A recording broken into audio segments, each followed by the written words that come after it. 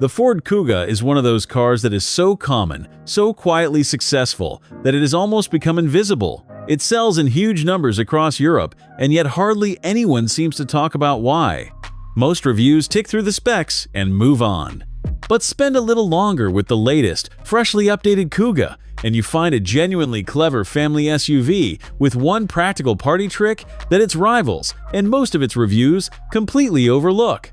So let us give the quiet bestseller the closer look it actually deserves. On the outside, the updated Kuga finally looks the part. The recent facelift gave it a bigger, bolder grille, sharper LED headlights, and a more muscular, aggressive stance that drags it right up to date and lets it hold its own against fresher rivals. Across the range, from the sensible trims to the sportier ST line cars, it looks smart and current. It is handsome, in a restrained, modern way, the sort of design that looks good on a driveway without trying too hard. It is not revolutionary, but it is clean, confident, and exactly what a mainstream family buyer wants from a car they will live with for years. Inside is where the Kuga makes its real case and where that overlooked trick lives.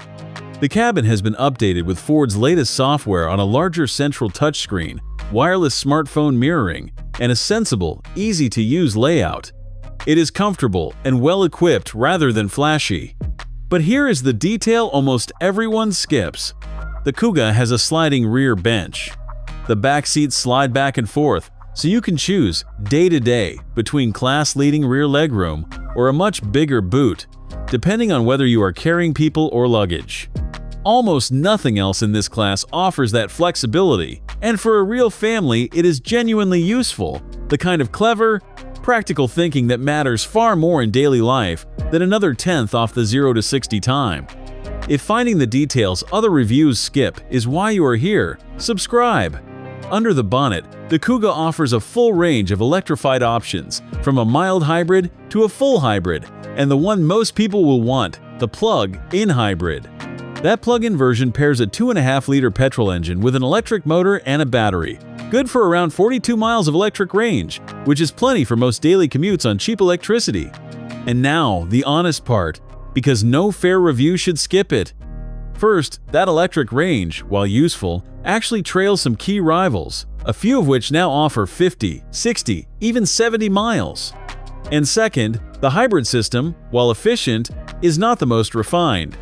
Work it hard and the engine can become vocal and a little droney, which slightly undermines the calm the rest of the car works to create.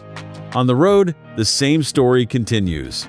The Kuga is a perfectly competent, easy car to drive, with light controls and decent space, but the ride can feel a touch firm over rough surfaces, and the steering does not give you much to enjoy.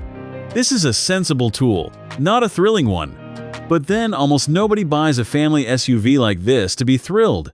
They buy it to be useful, and on that score the Kuga quietly delivers. So here is what the quick reviews miss.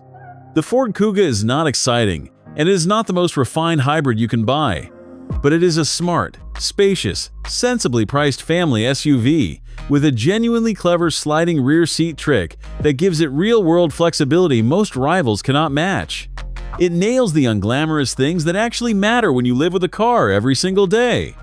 And that, far more than the spec sheet, is exactly why so many families quietly keep choosing it.